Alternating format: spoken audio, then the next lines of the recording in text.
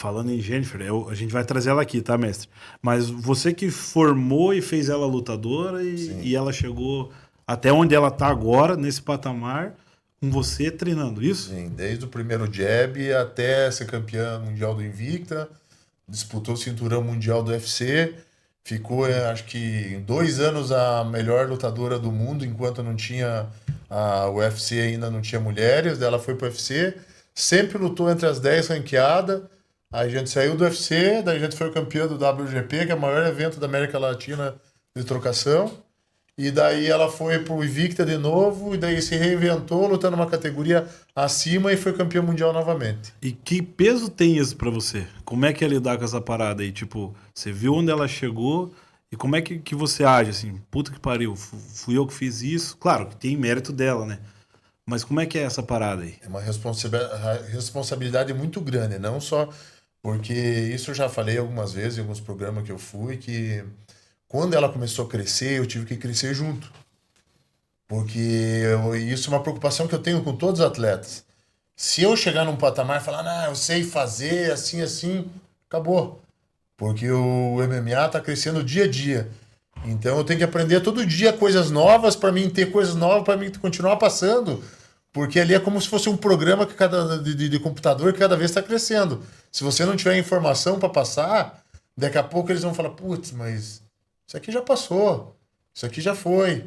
E além disso, eu tive que buscar alicerce em outras atividades que eu não domino, tipo wrestling. Não domino. Aham. Só que daí eu domino as posições do wrestling que são necessárias para fazer uma luta de MMA. Então, na hora que está tendo treino do wrestling, eu estou sentado, talvez o professor seja um excelente professor de wrestling, mas a visão do MMA é outra. E no começo da minha carreira como treinador, eu era mais de pé. Entendi. Só que daí eu perdi minha primeira luta de MMA por causa do jiu-jitsu. E eu me reinventei. Hoje eu me considero no mesmo nível dos dois. Então eu sempre falo para os meus atletas: nós talvez não sejamos os melhores lutadores de pé, nem os melhores lutadores de chão. Mas no MMA a gente estamos entre os melhores, porque é isso que foi a responsabilidade que eu tive com a Jennifer. Várias vezes perguntaram para ela: mas você não sentiu necessidade de treinar fora do Brasil? Daí ela respondeu bem simples: de onde que são os treinadores que tem nos Estados Unidos? Ah, brasileiros. Então, os melhores treinadores são brasileiros. Então, para que eu vou para fora do país para continuar treinando com brasileiro? O, o Bipolar, o Fábio tá perguntando aqui, cara. Eu vou perguntar pra você que você tá em atividade. Vamos ver o que o mestre acha quando era lutador. Mas primeiro pra você. Você tem medo antes de lutar? Dá medo em você ou em qualquer lutador? Eu acho que assim, quando vai chegando assim, próximo da luta, assim, né? Você fica com aquele frio na barriga, né? E eu acho que é até necessário, né? Porque o medo ele te deixa ativo, né? Ele te deixa atento, né? Então, mas durante a luta, assim, a gente entra no estado de flow, assim, um estado de êxtase tão grande de estar fazendo o que a gente gosta, que daí não passa mais sensação nenhuma, não passa ansiedade, não passa medo, insegurança, nada. Ali eu sei que eu tô no meu momento, assim, de êxtase, assim. Que é só fazer o trabalho que o Messi já tá trabalhando comigo, só escutar a voz do Messi que não tem erro. E é muito louco, e principalmente essa parada de escutar a voz do Messi. Que você pode estar no estádio gigante, assim. A voz do Messi ecoa lá dentro da cabeça, assim, e não tem erro, assim. Só ficar a voz ativa, Dá pra assim. escutar nas transmissões. Ele fica sem voz, né, mestre? É, tem dia que força a garganta. O Val, fazer a pergunta do Val. Tinha perguntado. Cara, a orelha de vocês aí. Por que fica desse jeito? Eu sei que tem várias teorias, mas o porquê que fica assim, cara? A minha foi por causa do Messi. O Rafael, na verdade, ele vem do jiu-jitsu, mas a orelha dele não era assim. Não. Só que quando eu comecei a perceber que isso eu faço com todos os atletas, às vezes tem atleta até que tem um pouco de ciúme, às vezes alguns. é, Quando eu vejo que aquele atleta começa a se destacar, me dou um pouco mais. E no começo o Rafael era grande, mas era meio mole ainda. Eu vou treinar com ele para endurecer ele. E os primeiros cruzados que eu dei já explodiu a orelha, né? Já. Então é de Porque porrada. normalmente, no jiu-jitsu também ela estoura, mas ali quando pega um soco encaixado que quebra a orelha, daí o que acontece? Ela já faz uma lesão. Aí ele continua treinando jiu-jitsu, vai roçando em cima daquela lesão, e várias vezes a gente drena, tira o sangue de dentro, mas acaba ficando assim. Fica ferrado. Às vezes pode ficar tão feio, não, né? Senão o cara vai bater. Não, no sentido figurado, porra. Não, ficar tão feio a lesão feia, eu digo, que impede do cara ouvir. Isso é um cuidado que a gente tem que ter na hora que ela começa a trancar. Você usar, às vezes, um fonezinho, ou drenar, ou colocar uma faixa na cabeça para quando ela quebrar, ela não descer muito. Porque se ela engordar demais, o perigo não é só diminuir a parte auditiva. Se ela ficar muito gorda, qualquer pancada em cima, ela explode na hora da luta. Já teve japoneses que não cuidaram da orelha e tá fazendo uma luta, tomar um soco e... Vai sangue pra tudo que lado. Explodir a orelha mesmo. Ter que depois fazer cirurgia e costurar. Caraca, velho. Sim. Então é sério o negócio. No caso, a tua tá drenada, não tem sangue ali. A minha agora já tá. É duro o negócio aí. Uhum. Pode bater que não vai estourar. A gente agenda a luta com o Mike Tyson, dá umas mordidas aí, já resolve essa parada. E aí, te perguntar uma coisa, você bipolar. Qual que é a sensação de você ver quebrar o maxilar de um lutador? Já quebrou alguém nesse sentido? Acho que na minha primeira luta, né? A do Metanoia, né? Daí quebrou o maxilar, né? Cara, na verdade. Você ganhou essa luta? Ganhei essa luta. Tava trocando porrada com ele assim, e daí eu acho que, se eu não me engano, eu bati um joelho assim. E tipo, me parecia um golpe normal, assim, né? Nem percebi no normal, momento, né? assim. Só quebrou o maxilar, cara. E daí depois, assim, no segundo round deu pra ver, né? Que daí o maxilar dele tava quebrado, né? Que daí ele não pôde voltar pra luta, assim, né? Nem conversar também. Tem Mas daí ganhei a luta. E qual que é a sensação depois de, puta, eu ganhei a luta, mas fudi com o cara? Mais ou menos isso que vocês pensam?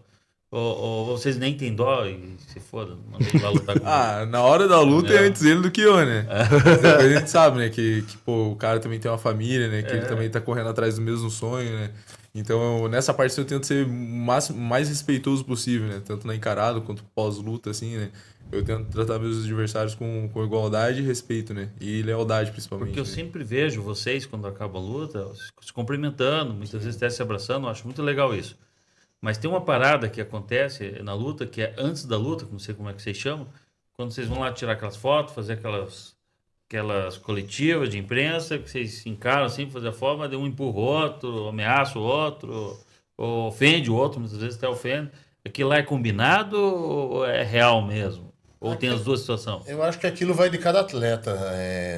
Chama de trash talk. Trash talk.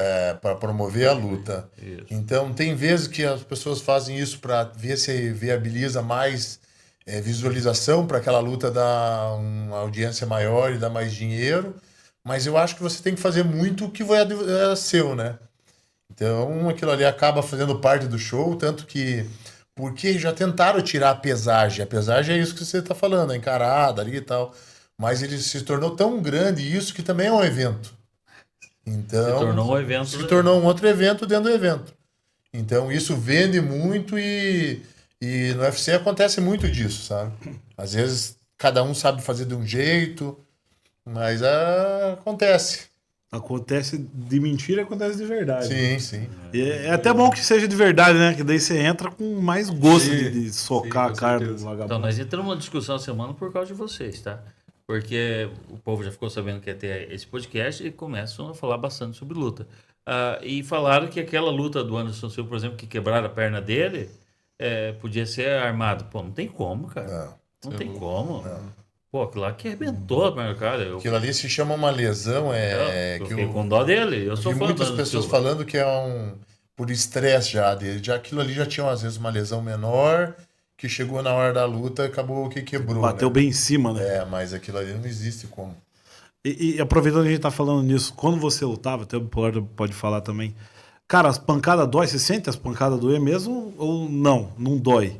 Porque, porra, parece que não dói. Os caras levam a cotovelada na cara, a hora que você cai em cima e bota o cotovelo e espreme.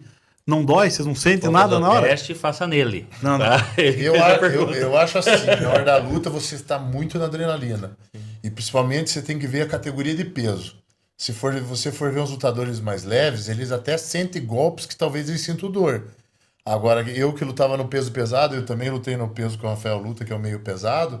Se você pegar um soco bem dado, um golpe bem dado, é nocaute. Então, Às vezes não dá nem tempo de se sentir dor. Lógico, no corpo, mas às vezes você vai chutar sem ter canela, o cara vai te chutar a coxa, dói a coxa, mas pancada na altura do rosto, quanto mais a categoria mais pesada, não dá nem tempo de sentir dor. Às vezes você toma uma, daqui a pouco você acordou feliz já. Acorda só dolorido. No dia seguinte deve parecer umas dores, né? Parece que foi atropelado. Sério mesmo? É ruim. É tudo inchado, às vezes as mãos inchadas. Tem um chute, eu acho que é do Muay Thai ali, que volta e meia tem uns cortes no TikTok. Ele não é forte o chute, mas eles dão assim do lado do joelho e o cara fica com a perna boba. É na panturrilha. O cara, porra, não é forte o chute, parece que a perna só encosta. E aí o cara fica todo. Isso é uma técnica que já existe há muito tempo, mas eles têm desenvolvido muito para quando você vai lutar com um lutador que se movimenta muito. Entendi. Então o cara dá um passo para fora e chuta a panturrilha. Daqui a pouco dá outro, daqui a pouco ele para de se movimentar e fica um alvo fixo.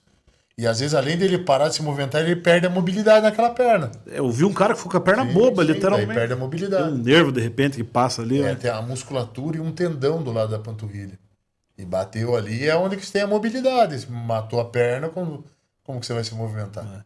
É uma técnica nova aí que eu tô vendo.